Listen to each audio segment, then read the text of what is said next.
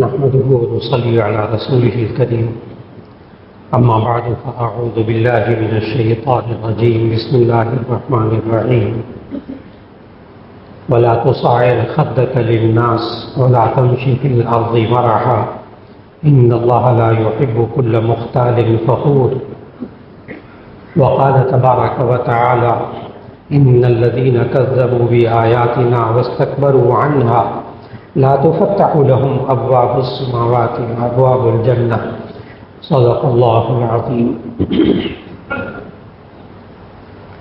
اللہ رب العزت نے انسان کو پیدا فرمایا، اس کے جذبات اور احساسات کا بھی خالق اللہ ہے، اور ان جذبات کے استعمال کا اختیار بھی اللہ نے انسان کو دیا ہے۔ یہ انسان سوچتا ہے، اپنی مرضی پوری کرتا ہے، اللہ اس کو نعمتیں دیتا ہے، یہ انسان ان نعمتوں کو اللہ کے حکم کے مطابق استعمال کرتا ہے، پھر اپنی خواہشات کو بھی اللہ کے حکم کے تابع کرتا ہے، تو یہی زندگی انسان کی پرسکون ہو جاتی ہے۔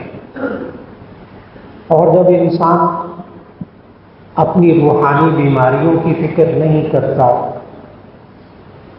تو ایسی صورت میں یہ انسان خود تو ان روحانی بیماریوں میں مبتلا ہوتا ہے، لیکن اس سے معاشرے کے دوسرے افراد بھی متاثر ہوتے ہیں۔ یہ انسان اپنی زندگی میں کیا خوبیاں اپنائے، کن روحانی بیماریوں سے انسان بچے جس سے انسان کی زندگی خیر و برکت والی ہو جائے، ان خوبیوں کا گزشتہ ملاقاتوں میں تذکرہ ہو رہا ہے۔ آج کی نشست میں اللہ رب العزت انسان کو جب نعمتیں دیتا ہے، حالات اچھے ہوتے ہیں، یہ انسان خوش ہوتا ہے، عہدہ ملتا ہے، گھر بنا لیتا ہے، اچھی سواری لے لیتا ہے، تو اس انسان کے اندر ایک کیفیت پیدا ہونی شروع ہو جاتی ہے کہ یہ انسان دوسرے انسانوں کو حقیر سمجھتا ہے اور اپنے آپ کو ان سے اچھا سمجھتا ہے۔ پھر جب وہ حقیر سمجھتا ہے، اپنے سے گھٹیا باقی انسانوں کو سمجھتا ہے، تو پھر اس سے کچھ حرکتیں سرزد ہونے لگتی ہیں، کچھ زبان سے باتیں بھی نکلتی ہیں، کچھ اس کے رویوں میں بھی فرق آتا ہے، جس کی وجہ سے گھر کے افراد متاثر ہوتے ہیں، دوست دور ہو جاتے ہیں، رشتہ دار دور ہو جاتے ہیں۔ بلکہ یہ تو جب حالات اچھے ہوتے ہیں تو اپنے آپ کو جب اچھا سمجھتا ہے، اپنے رشتہ داروں کو حقیر اور کمتر سمجھتا ہے، تو یہ تو اپنے رشتہ داروں سے ملنا بھی بند کر دیتا ہے اس تکبر کی حالت کی وجہ سے کہ میں بڑا ہوں، میرا عہدہ بڑا ہے، میرا معاشرتی اسٹیٹس بڑا ہے، میرے پاس پیسہ زیادہ ہے، میرا معاشی رتبہ معاشرے کے اندر میرا ایک بڑا مقام ہے۔ وہ اپنے غریب رشتہ داروں سے ملنا بھی بند کر دیتا ہے۔ شادی بیاہ اپنے بچے کی تقریبات ہونے لگتی ہیں تو یہ اسی تکبر کی وجہ سے شادی بیاہ کی تقریبات میں اپنے ان غریب رشتہ داروں کو بلاتا بھی نہیں، ناک کٹ جائے گی، لوگ کیا کہیں گے، یہ تمہارے رشتہ دار۔ میں نے بتایا کہ ایک اس ذہنی کیفیت اور اس روحانی بیماری میں مبتلا ہو کر یہ کس طرح معاشرے پر اثر انداز ہوتا ہے۔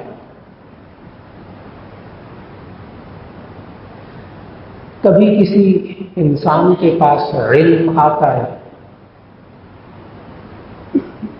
تو یہ انسان تو تکبر کرنے لگتا ہے، اس انسان کے پاس تقویٰ آ جائے، متقی بن جائے تو تکبر آتا ہے۔ سارے لوگ گناہگار، میں متقی، باقی سارے گھٹیا لوگ، روحانی بیماری۔ چنانچہ آج کے نشست میں عرض کرنا مقصود ہے کہ یہ تکبر ہوتا کیا ہے، اور اس روحانی بیماری میں کون لوگ مبتلا ہوتے ہیں، اور پھر اس کے نقصانات کیا ہوتے ہیں، دنیا کے بھی آخرت کے، اور انسان معاشرے سے کٹ جاتا ہے، کتنا نقصان ہوتا ہے کہ اللہ بھی ایسے بندے کو پسند نہیں کرتا۔ جب اللہ پسند نہیں کرتا تو بہت اچھی طرح ذہن میں رکھیے گا، جس کو اللہ پسند نہیں کرتا اس کو مخلوق خدا بھی پسند نہیں کرتی۔ یہ اللہ کا نظام ہے، یہ اللہ کا نظام ہے۔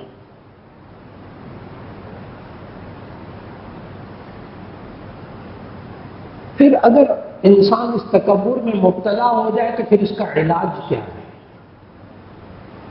اور ابھی سے عرض کر دوں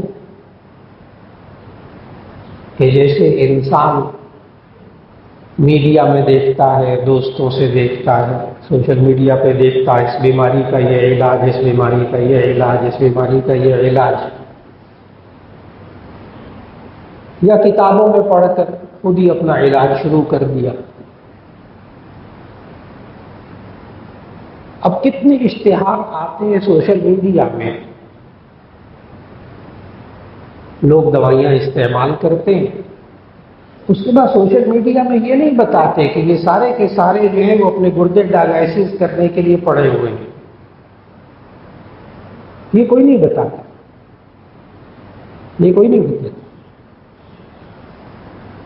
سارے ڈائلائسس والوں کے ہاں چلے جائیں تو چارے یہ دوا کھا لی تھی، یہ دوا کھا لی تھی، وہ جو اس کی دوا کی بڑی تعریف سنی تھی، دوست نے کہہ دیا تھا کہ دوا کھا لو، پڑے گئے ڈائلائسس سینٹر میں۔ ڈائلائسس سینٹر کی 90% کہانیاں یہی والی ہیں، سیلف میڈیکیشن، خود اپنا علاج کرنا۔ جا کر دیکھیے، اللہ بچائے، اللہ بچائے۔ جتنے ڈائلائسس جہاں گردے واش ہو رہے ہیں ساروں کا یہ مسئلہ ہے۔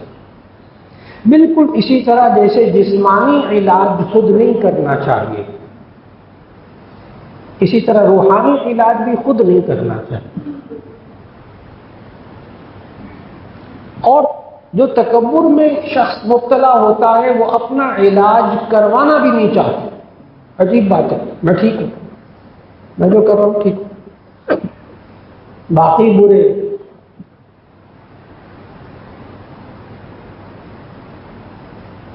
اگر میں تکبر کی مثال عرض کروں، ایک دو مثالیں تاکہ اسے بات سمجھ میں آ جائے کہ یہ بیماری ایسی ہے کہ انسان کو خود بھی نظر نہیں آتی، دوسروں کو نظر آتی ہے۔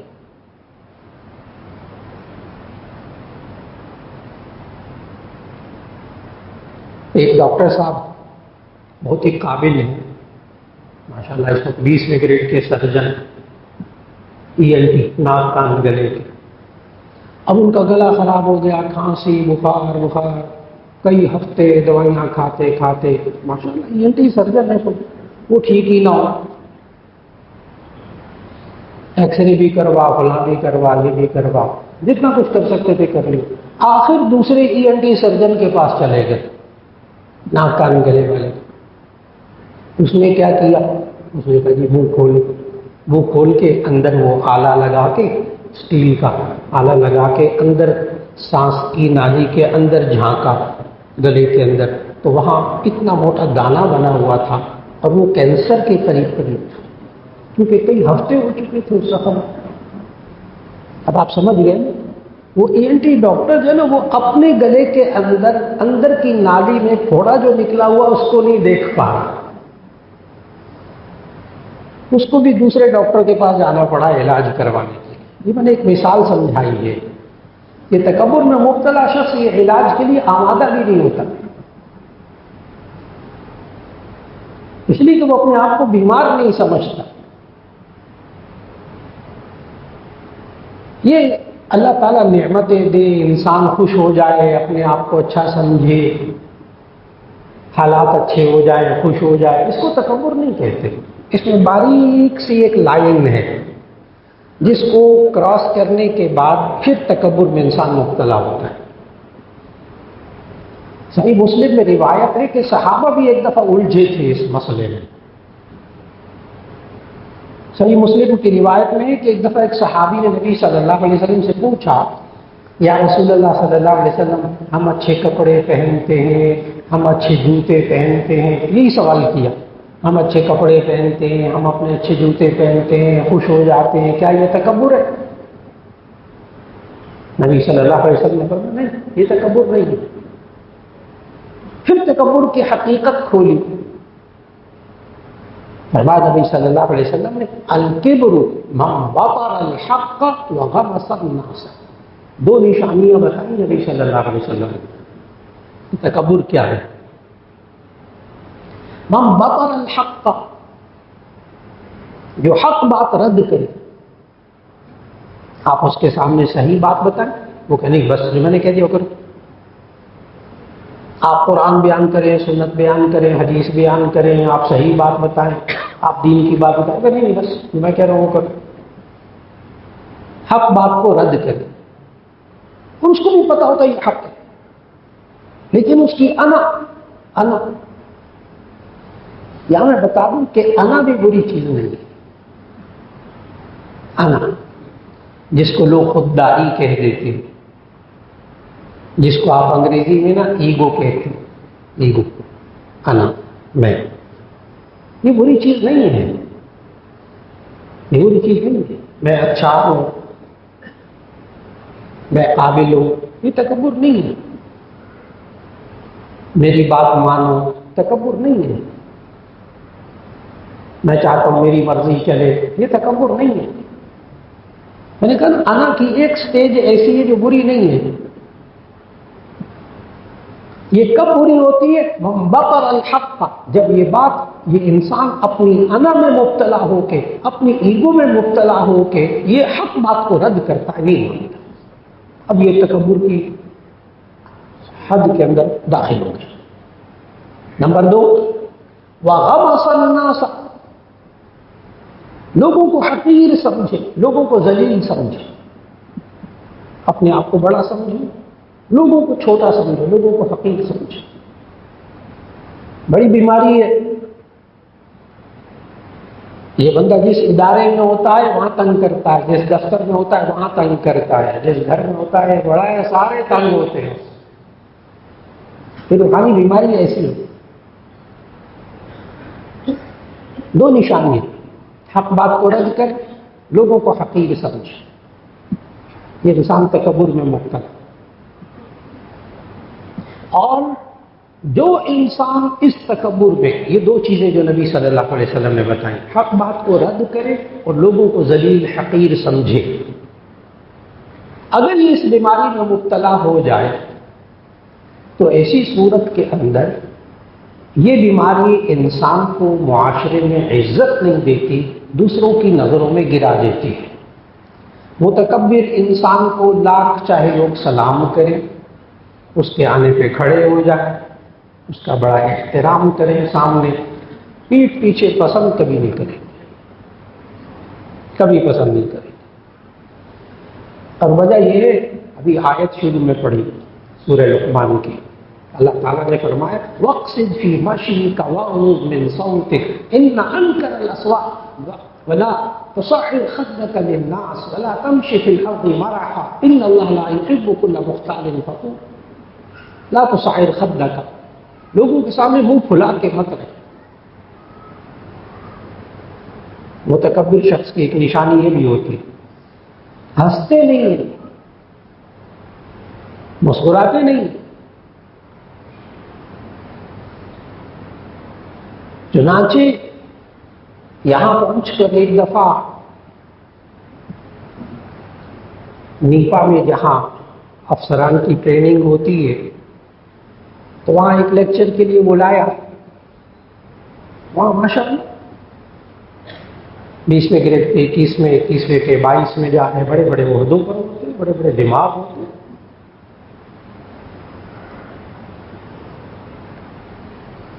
تو وہ پہلے لیکچر ہوتا ہے، پھر سوال و جواب کی نشست ہوتی ہے. تو وہاں یہ تھا کہ لوگوں سے اچھے اخلاق سے پیش آنا، یہ موضوع تھا. خیر میں نے موضوع بیان کیا، مسکرا کے ملنا، خندہ پیشانی سے ملنا، یہ بھی صدقہ ہوتا ہے، فلاں فلاں. سوالات کے وقفے میں ایک بہت بڑے عہدے پر موجود شخص، وہ بھی وہ ٹریننگ کے لیے آئے ہوئے تھے، چلے کہ مولانا ہم آپ کی بات مانیں یا آپ سے پہلے ایک ہمارے بڑے اہم شخصیت لیکچر دے کر گئی ہیں ان کی بات مانیں. میں نے کہا کیا ہو گیا، خیریت؟ چلے گا آپ کہتے ہیں مسکرا کر ملے. صبح جو آئے تھے صاحب وہ کہہ رہے تھے دیکھیں آپ اچھے بڑے عہدوں پر ہوتے ہیں، اگر آپ نے جو ہے نا وہ ہنس کر اپنے ملازمین کے ساتھ ہنسنا بولنا یہ شروع کیا تو آپ کا روب دبدبہ ختم ہو جائے گا. تو ہمیں تو وہ یہ سکھا کے گئے، آپ سب کہتے ہیں مسکرا کر ملو.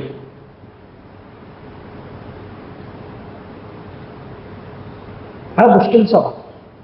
ہمیں صبح ٹریننگ یہ دی گئی ہے کہ اپنے ملازمین سے ہنس کے بات نہیں کرنا ورنہ تمہارا روب دبدبہ ختم ہو جائے گا. یہ متکبر لوگوں کے اندر یہ بات ہوتی ہے، وہ اپنے ملازمین سے مسکرا کے بھی نہیں ملتے. کہتے نہیں یہ جو ماتحت ہوتے ہیں ان سے مسکرا کر نہیں ملتے، اپنا ذرا ایٹیکیٹس کا خیال رکھنا چاہیے، ادب و آداب کا خیال رکھنا سکھایا جاتا ہے، ٹریننگ دی جاتی ہے. اب جواب غور سے سنیے. میں نے گزارش کی جو صبح صاحب کہہ کے گئے، بڑے اہم شخصیت مجھے معلوم ان کے بارے میں، کچھ سے پہلے ان کا لیکچر تھا، وہ جو کہہ کے گئے بالکل ٹھیک تھا اور میں نے جو کہا وہ بالکل ٹھیک تھا.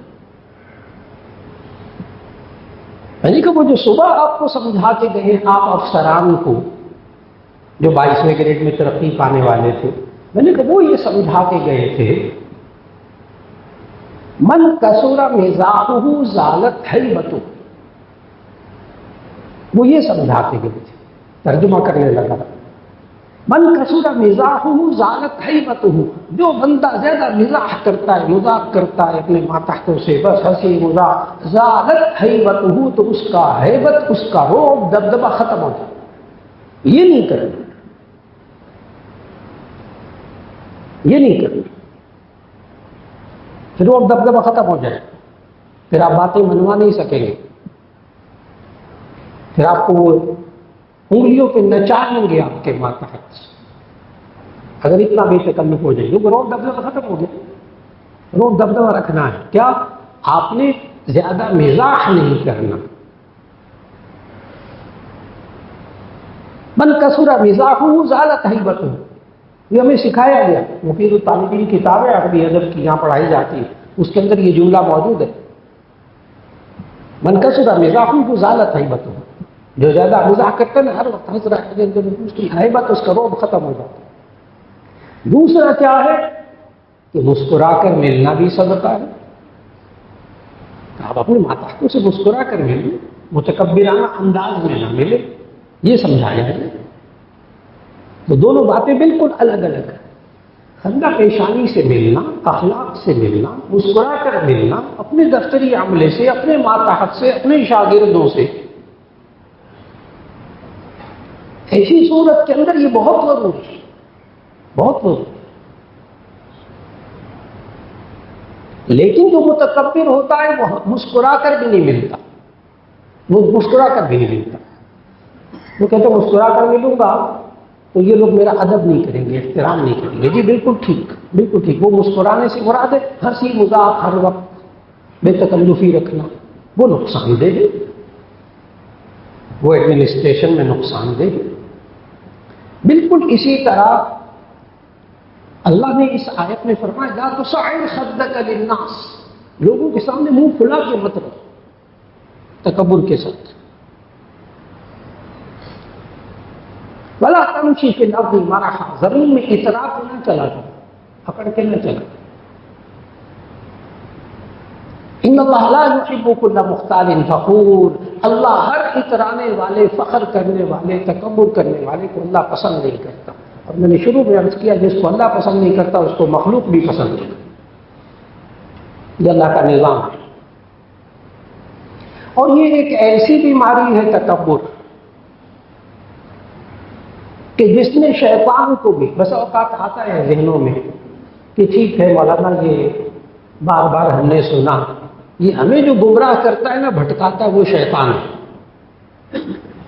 بہت سے لوگ سوال کرتے ہیں یہ ہمیں جو بھٹکاتا ہے نا ہر وقت، وہ شیطان ہے، ہمیں جو ہر وقت گمراہ کرتا ہے وہ شیطان ہے۔ سوال یہ ہے یہ شیطان کو کس نے گمراہ کیا جو جنت سے نکالا گیا؟ اس کا جواب مفسرین نے دیا ہے تکبر۔ شیطان کو کس نے گمراہ کیا؟ تکبر۔ یعنی جو ہم انسانوں کو گمراہ کرنے والا شیطان ہے نا، تکبر نے اس کو بھی ذلیل کروا دیا، جنت سے نکلوا دیا۔ اور اس نے باقاعدہ اللہ کے سامنے تکبر کی، چھوٹے موٹے کے سامنے بھی نہیں۔ وَإِذْ قُلْنَا قرآن مجید وَإِذْ قُلْنَا لِلْمَلَائِكَةِ اسْجُدُوا لِآدَمَ فَسَجَدُوا إِلَّا إِبْلِيسَ، سب نے سجدہ کیا، ابلیس نے نہیں کیا۔ اللہ نے پتہ کیا کہا؟ ابا واستکبر وکان من الکافرین، اس نے انکار کیا، ان سے تکبر کیا، اور وہ انکار کرنے والوں میں سے ہو گیا، کافروں میں سے ہو گیا۔ اور تکبر کیا کیا؟ بڑی عجیب بات ہے، شیطان کے جملوں کو سنے جو اس نے اللہ کے سامنے کہے۔ اللہ نے پوچھا ما منعک ان تسجد لما خلقت بیدی، تو نے کیوں نہیں سجدہ کیا اس کو جس کو میں نے اپنے ہاتھوں سے اپنی قدرت سے پیدا کیا؟ آدم کو کیوں نہیں کیا؟ اس نے آگے سے پتا کیا کہا؟ اس نے لاجک پیش کی تھی، منطق۔ اس نے کہا خلقتنی من نار وخلقتہ من طین، تو نے مجھے آگ سے پیدا کیا ہے اور اس کو مٹی سے پیدا کیا ہے، یعنی میں افضل ہوں، میں کیوں اس کو سجدہ کروں؟ میں بڑا ہوں۔ وہ نہیں سمجھا کہ اللہ کا حکم زیادہ بڑا ہوتا ہے۔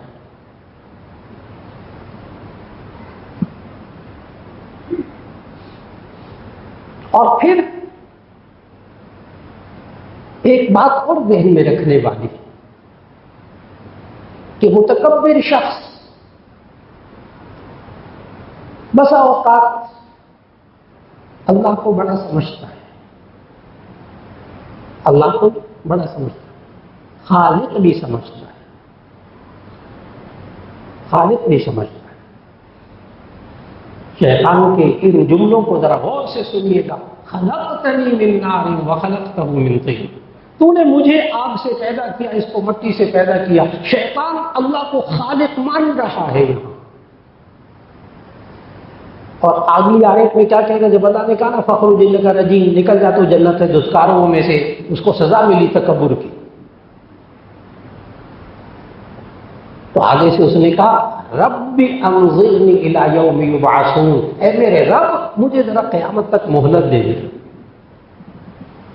شیطان نے، ابلیس نے اللہ کو رب بھی کہا، یعنی وہ اللہ کو خالق بھی کہتا تھا، اللہ کو رب بھی کہتا تھا۔ پھر کیا اس کے اندر کوتاہی تھی کہ اس کو جنت سے نکالا گیا؟ وہ اللہ کو خالق بھی مانتا تھا، وہ اللہ کو رب بھی مانتا تھا، لیکن اللہ کا حکم نہیں مانتا تھا، اللہ کا حکم نہیں مانتا تھا، اللہ کے احکام کو چھوٹا سمجھتا تھا، اپنے آپ کو بڑا سمجھتا تھا۔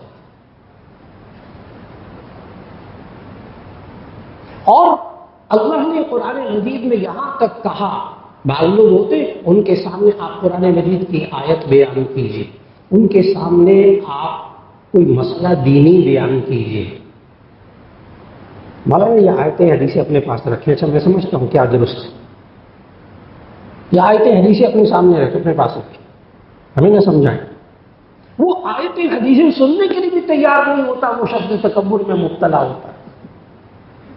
اللہ نے پتہ کیا کہا قرآن مجید میں ایسے شخص کی سزا جو تکبر میں مبتلا ہو کر اپنے آپ کو بڑا سمجھے اور اللہ کے احکام کو، اللہ کی آیات کو کم سمجھے۔ اللہ نے قرآن مجید میں کہا ان الذین کذبوا بآیاتنا، واستكبروا عنها لا تفتح لهم ابواب الجنة حتى يلج الجمل في سم الخياط. وہ شخص جو اللہ کی آیتوں کو جھٹلاتا ہے اور تکبر کرتا ہے، لا تفتح لهم ابواب السماء، اس کے لیے آسمان کے دروازے نہیں کھولے جائیں گے، حتی یلج الجمل فی سم الخیاط، یہاں تک کہ اونٹ سوئی کی ناکے میں سے گزر جائے، سوئی کے سوراخ میں سے گزر جائے. نہ اونٹ سوئی کے سوراخ میں سے گزرے گا، نہ اس کے لیے جنت کے دروازے، آسمان کے دروازے کھولے گا. اللہ اتنا ناپسند کرتا ہے.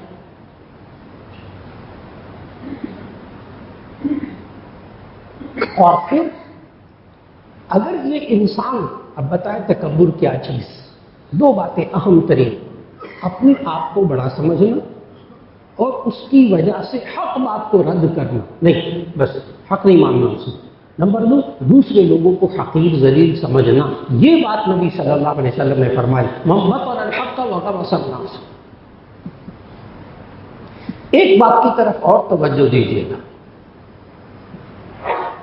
آپ نے بات سنی ہوگی کہ جو اللہ تعالیٰ کے اسماء الحسنہ ہیں، اچھے نام، اللہ سارے نام اللہ کے اچھے 99 نام، تو جو اسماء الحسنہ ہیں اچھے نام، اس میں جو اللہ کی اچھی صفات بیان کی گئی ہیں اسے اختیار کیا کرو.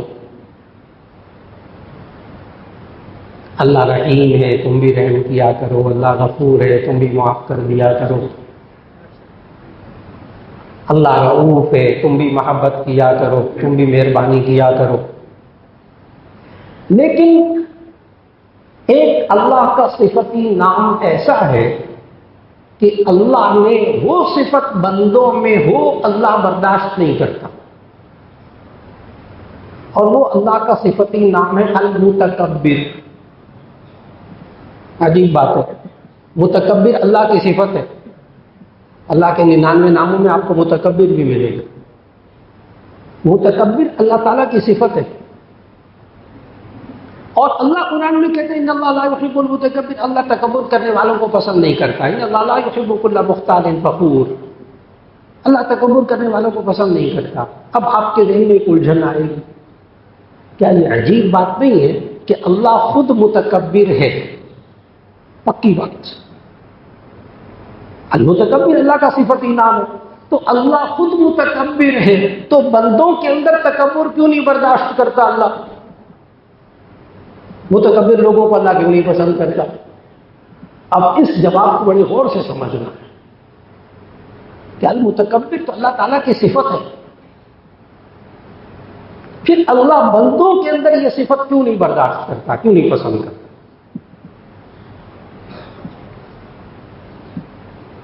اس کی وجہ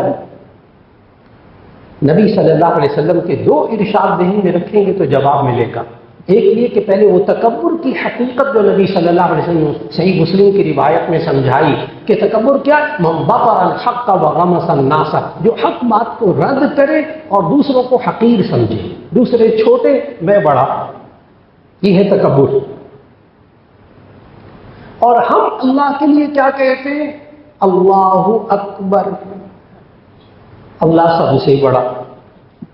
ہم ذہن میں رکھیں کہ ہم بڑے دوسرے انسان چھوٹے، یہ جھوٹ بول رہا ہے بندہ، یہ سب سے بڑا نہیں ہے، سب سے بڑا اللہ ہے. یہ بندہ جھوٹ بول رہا ہے. تکبر میں نہیں، انسان جھوٹ میں مبتلا ہو جاتا ہے. یہ انسان سب سے بڑا نہیں ہے، سب سے بڑا اللہ ہے. جو سب سے بڑا اللہ ہے، تو جو اللہ ہے وہ اپنے آپ کو بڑا سمجھتا ہے سب سے، اور ہے بھی وہ بڑا، تو متکبر اس کی صفت بالکل ٹھیک ہے. لیکن ایک بندہ انسان اپنے آپ کو سمجھے میں سب سے بڑا، حالانکہ اس سے بڑا اللہ ہے. اس لیے متکبر کی صفت بندوں کے لیے بری ہے، اللہ کے لیے ٹھیک ہے، کیونکہ وہ سب سے بڑا. واقعی وہ سب سے بڑا، باقی سب چھوٹے، باقی سب حقیر. بالکل ٹھیک، حقیقت میں یہی ہے. اور نبی صلی اللہ علیہ وسلم نے یہی بات ایک اور حدیث میں سمجھائی، حدیث قدسی، کہ نبی صلی اللہ علیہ وسلم نے فرمایا کہ اللہ تعالیٰ فرماتا ہے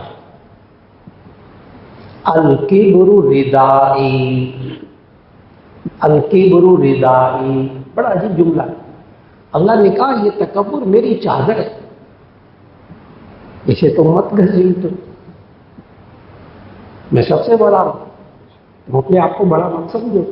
الکبر ردائی، یہ تکبر، یہ بڑا ہونا، متکبر ہونا، کبر، یہ میری بڑائی، میری چادر ہے، تم اس چادر کو مت گھسیٹو، یہ تمہارے لیے اچھی نہیں ہے، اس کو اپنے اوپر مت اوڑھ دو، تکبر کو اپنے اوپر مت اوڑھ دو، یہ تمہارے لیے چادر نہیں، میرے لیے، یہ میری خوبی۔ اس لیے آج وقت کا تقاضا کہ انسان سمجھے کہ تکبر کی حد کیا ہے۔ اللہ نے نعمتیں دے دی، اچھا سمجھ رہے ہیں، بہت اچھا۔ اللہ نے عہدہ دے دیا، بہت اچھا، مبارک ہو۔ اللہ نے اچھی گاڑی دے دی، بہت اچھا۔ اللہ نے بہت اچھا گھر دے دیا، جی بہت اچھا۔ اللہ نے خوب پیسہ دے دیا، مال و دولت دے دی، بہت اچھا۔ لیکن ان سب نعمتوں کے ہوتے ہوئے اللہ کا شکر ادا کریں، تکبر میں مبتلا نہ ہو، یعنی دوسرے رشتہ داروں کو، دوسرے انسانوں کو حقیر نہ سمجھیں ان سب چیزوں کے ہوتے ہوئے۔ بس یہ وہ حد ہے جو اللہ نے سمجھایا۔ اگر انسان تکبر میں مبتلا ہو جائے تو اس کا علاج کیا ہے؟ نبی کریم صلی اللہ علیہ وسلم نے تکبر میں مبتلا ہونے سے ایک پرہیز بھی بتایا ہے کہ مبتلا ہونے سے وہ انسان بچ جائے گا جو ایک بات کی فکر کرے گا۔ اصل میں بات یہ ہے تکبر انسان کن چیزوں میں کرتا ہے؟ مال، پیسہ زیادہ آ گیا، انسان کی اولاد، میرے بچے پڑھ لکھ گئے، قابل ہو گئے، دوسرے کو کچھ ہے ہی نہیں۔ مال، اولاد، گھر، اچھا گھر بنا لی، اچھی سواری بنا لی، اچھا عہدہ مل گیا، تکبر کرتا ہے۔ اور ایک عجیب و غریب بیماری ہے، علم زیادہ آ جائے تو تکبر، مجھے یہ باتیں معلوم ہیں، ان کو معلوم ہی نہیں، ان کو آتے ہی نہیں۔ ہمارے بس اوقات ہم جب مدرس ہوتے ہیں تو بعد مدرس شروع ہو جاتے، وہ فلاں مدرس، اس کو پڑھانا ہی نہیں آتا، یعنی میں زیادہ اچھا پڑھاتا ہوں، نعوذ باللہ من ذالک۔ کبھی علم کا تکبر ہو جاتا۔ اور عجیب بات بتاؤ، کبھی کبھی ہمارے بزرگ سمجھاتے، حضرت مولانا شفیع تھانوی رحمہ اللہ نے اس کو بہت کچھ لکھا، یہ وہیں سے سارا میں سنا رہا ہوں۔ انہوں نے لکھا تقویٰ کا بھی تکبر ہو جاتا، متقی بھی تکبر میں، ذرا تہجد پڑھنے لگ گیا، گناہوں سے بچنے لگ گیا، 5 وقت نماز آ گئی، تو دیکھو فلاں بندہ گناہ میں مبتلا، فلاں گناہ میں مبتلا، فلاں دیکھو تقویٰ اس کے پاس ہے ہی نہیں، تہجد بھی نہیں پڑھتا، فلاں نہیں کرتا۔ یعنی تقویٰ بھی بس اوقات انسان کو اگر اپنے بزرگوں کے ساتھ تعلق نہ ہو، کسی سے اصلاحی تعلق نہ ہو، تو یہ متقی اور مدرس اور معلم اور اساتذہ بھی تکبر میں مبتلا ہو جاتے ہیں۔ یہ اور بڑی مصیبت ہے۔ اور میں نے بتایا کہ بعض متکبر جب وہ اپنے آپ کو متکبر سمجھتے ہی نہیں، جب سمجھتے ہی نہیں تو علاج کیسے کروائیں گے؟ یعنی وہ اپنے آپ کو روحانی بیماری میں مبتلا سمجھتا ہی نہیں تو علاج کیسے کروائیں گے؟ اس لیے کسی نہ کسی بزرگ سے اصلاحی تعلق ہونا بہت ضروری ہے تاکہ وہ پہچان سکے کہ یہ بندہ اس وقت اس کیفیت میں مبتلا ہے، یہ اس کا تکبر ہے، اور وہ اس کی اصلاح کرے گا۔ نبی صلی اللہ علیہ وسلم نے اس کا طریقہ بتایا۔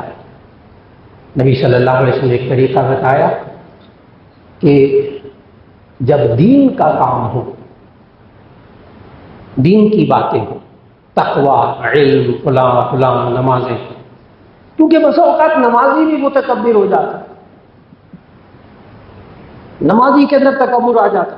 5 وقت نماز پڑھی، پابندی سے مسجد میں پڑھی، نمازی ہو گیا ماشاءاللہ پکا، اب بیٹھے ہوئے وہاں مجلس میں، دیکھو فلاں نمازی نہیں پڑھتا، فلاں نمازی۔ ایک ہے دوسرے کو تلقین کرنا، وہ اور چیز ہے، ایک ہے محفل میں بیٹھ کے فلاں نمازی نہیں پڑھتا، یعنی کیا مطلب؟ میں پڑھتا ہوں۔ حج کر کے آتے ہیں، حج کر کے آ کے شروع ہو جاتے، وہ دیکھو فلاں بندے کو اتنا پیسہ حج نہیں کیا۔ اچھا جو حج کر کے نہیں آتا نا وہ یہ جملے نہیں بولتا، عجیب بات ہے، جس نے حج نہیں کیا ہوتا نا وہ یہ جملے نہیں بولتا۔ یہ جملے کون بولتا ہے؟ جو حج کر کے آتا ہے نا، بس شروع ہو جاتے ہیں، فلاں بندے کو اتنا پیسہ حج کر کے نہیں آتا، کرتا ہی نہیں حج، نہیں میں حج کر کے آیا۔ اب عبادات کا تکبر۔ نبی صلی اللہ علیہ وسلم نے اس کا علاج یہ سمجھایا کہ دین کے بارے میں اپنے سے اوپر والوں کو دیکھو تو تکبر پیدا نہیں ہوگا۔ آپ متقی ہیں تو اپنے سے بڑے متقی کو دیکھیں، آپ معلم ہیں، اچھے معلم ہیں تو اپنے سے زیادہ اچھے معلم کو دیکھیں، آپ کے اخلاق بڑے اچھے، ٹھیک ہے، اب تکبر آنا شروع ہو گیا، میرے اخلاق بڑے اچھے، دوسرے کے اخلاق نہیں، اب پھر اپنے سے بڑے اخلاق والے کو دیکھیں۔ دین کے معاملات میں اپنے سے اوپر والے کو دیکھیے تو تکبر نہیں آئے گا، اور نبی صلی اللہ علیہ وسلم نے سمجھایا دنیا کے معاملے میں اپنے سے نیچے والے کو دیکھیں، تکبر نہیں آئے گا۔ اور تیسرا طریقہ شکر، یہ انسان جو شکر کرنے والا ہوتا ہے وہ تکبر میں مبتلا نہیں ہوتا۔ اور جو بندہ یہ سمجھتا ہے میرے پاس جتنی نعمتیں ہیں، یہ علم کی نعمت، یہ فلاں نعمت، اور یہ مال کی نعمت، یہ میرا گھر، یہ میرے بچے، یہ جتنی نعمتیں دی ہیں یہ اللہ کا کرم ہے، میرا کوئی کمال نہیں۔ جب انسان کہتا ہے نا میں نے یوں کیا اور میں نے یوں کیا اور میرے پاس اتنا پیسہ، یہ تکبر میں مبتلا ہو جاتا ہے۔ اور جب یہ انسان سمجھتا ہے تواضع، تکبر کا علاج تواضع سے، من تواضع رفعہ اللہ، جو تواضع اختیار کرتا ہے اللہ اس کو بلندی دیتا ہے، اور جو تکبر اختیار کرتا ہے اللہ مخلوق کے دلوں میں اس کی عزت اٹھا لیتا ہے، وہ ذلت کے گڑھوں میں جانے لگتا ہے۔ اللہ رب العزت ہمیں معاشرے میں رہتے ہوئے، اپنے اداروں میں رہتے ہوئے، اپنے دفتروں میں رہتے ہوئے، اپنے کاروبار میں رہتے ہوئے، اپنے خاندانوں میں رہتے ہوئے اللہ ہمیں تکبر سے ہماری حفاظت فرما دے۔ یہ بیماری بہت عجیب و غریب بیماری، اس سے دوسرے لوگ معاشرے کے متاثر ہوتے ہیں، وہ برا سمجھتے ہیں ایسے انسان کو۔ اللہ ہمیں علمی تکبر سے بھی بچائے رکھے، اللہ ہمیں تقوی کے تکبر سے بھی بچائے رکھے۔ یہ نمازی حاجی ہو کر جو تکبر آ جاتا ہے اللہ اس سے بھی بچائے رکھے، اور اللہ ہمیں تواضع اختیار کرنے کی توفیق عطا فرمائے۔ دعا فرما لیجیے گا۔ الحمدللہ رب العالمین، اللہم صلی علی سیدنا و مولانا محمد وعلی آل سیدنا و مولانا محمد وبارک وسلم۔ ربنا آتنا فی الدنیا حسنۃ وفی الآخرۃ حسنۃ وقنا عذاب النار۔ ربنا لا تزغ قلوبنا بعد إذ هديتنا وهب لنا من لدنك رحمة إنك أنت الوهاب۔ یا اللہ ہمیں اچھے اخلاق اپنانے کی توفیق عطا فرما، برے اخلاق سے بچنے کی توفیق عطا فرما۔ خاص طور پر یا اللہ تکبر جسم کی وجہ سے انسان ذلت اور خواری میں مبتلا ہو جاتا ہے، اے اللہ ہماری حفاظت فرما۔ یا اللہ ہمیں جسمانی بیماریوں سے بھی محفوظ فرما، روحانی بیماریوں سے بھی ہماری حفاظت فرما، خصوصاً روحانی بیماریوں کی اصلاح کروانے کی توفیق عطا فرما دے، اور یا اللہ ہم سب کی دعاؤں کو قبول فرما دے۔ وصلی اللہ تعالی علی خیر خلقہ محمد وآلہ واصحابہ اجمعین برحمتک یا